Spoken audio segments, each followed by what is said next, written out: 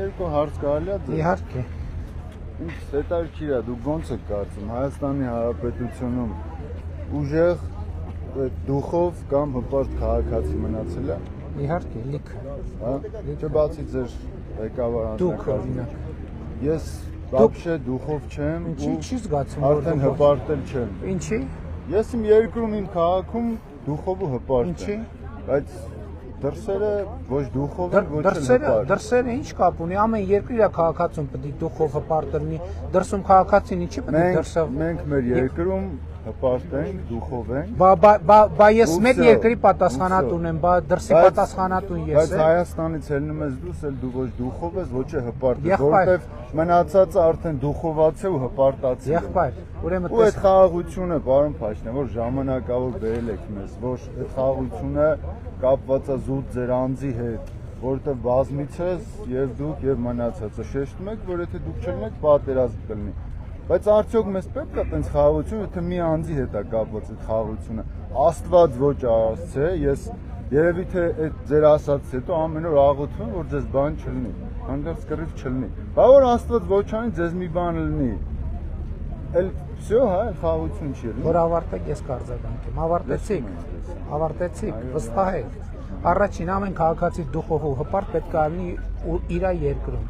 Ուրիշ երկրում դուխով ու հպարտ պետք է լինի երկրի քաղաքացին։ Մնացած երկրում մենք հյուրի կարգավիճակում ենք եւ դուխով ու հպարտ լինելու շատ լուրջ սահմանը, այսինքն որ մեկը գա մեր երկրում, մեկը գա ստեղ ուրիշ երկրից, իրան դուխով ու հպարտ բայ ձեզ դուր կգա։ Սաղը գալի պահում է։ Դրսինները, դրսին ով է գալիս, ով, օրինակ ով է գալիս։ Պարսիկները, իրան գալիս են դուխով հպարտ են պահում։ Իրան գալիս են։ Նոր տարվա գիշերը Երևանում մենակ իրանք էին դուխով ու հպարտ նոր տարի անում։ Ոչ, դուք որտեղ եք եղել նոր տարվա գիշերը։ Որտեղ եք եղել դուք։ Եվ որ Երևանում որտեղ ես հրապարակում կանգնած եմ եղել։ Այնտեղ 90%, մի րոպե, այնտեղ 90% եղել են Հայաստանի քաղաքացիներ եւ հյուրերը պահել են հյուրի նման, տանտերերը պահել են տանտիրոջ նման։ Ինչ վերաբերում է խաղաղությունը, ումից է կախված։ Մենք ընտրություններում հանդես են գալիս ժողովրդին ուղղված տեր կանգնիր խաղաղությանը կարգախոսով։ Դա նշանակում է, որ մենք մարդկանց ասում ենք, որ խաղաղությունը ոչ թե ինձնից է կախված կամ մեր թիմից է կախված, խաղաղությունը կախված է ժողովրդից։ Եվ ժողովուրդը այս ընտրություններում խաղաղության իր կամքը պետքա ցույց տա։ Ինչպես պետք է ժողովուրդը իր այս ընտրություններում խաղաղության իր կամքը ցույց տա։ Իր կամքը պետք է ցույց տա, որ հանդես գալով խաղաղության ծրագրով եւ կարգախոսով հանդես եկող ուժերի օգտին, որովհետեւ այն ուժերը, ովքեր գալիս են, ասում են 29743 քառակուսի կիլոմետրով մենք չպետքա բավարարենք, այդ ուժերի հաղթանակը նշանակում է կոնֆլիկտ, նշանակում է պատերազմ։ Այն ուժերը, ովքեր պաշտոնական իրանց բաներով, պոստերներով, վիդեոներով հանդես են գալիս Հայաստանի Հանրապետության միջազգայինորեն ճանաչված տարածքից դուրս քարտեզներով, այդ ուժերի իշխանության գալը նշանակում է կոնֆլիկտ եւ պատերազմ։ Մենք չենք ասում, որ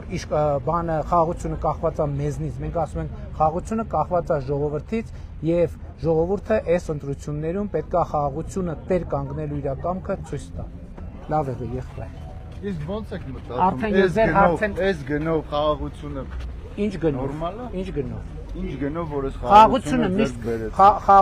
ձեռք ենք բերել, անկախություն ենք ձեռք բերել, պետություն ենք ձեռք բերել, մենք ֆորպոստից, մենք վասալից,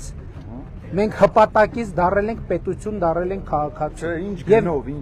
Ինչ գնով։ Եթե մի ամեն օր ինձ ծեծեք, օրինակ, ամեն օր։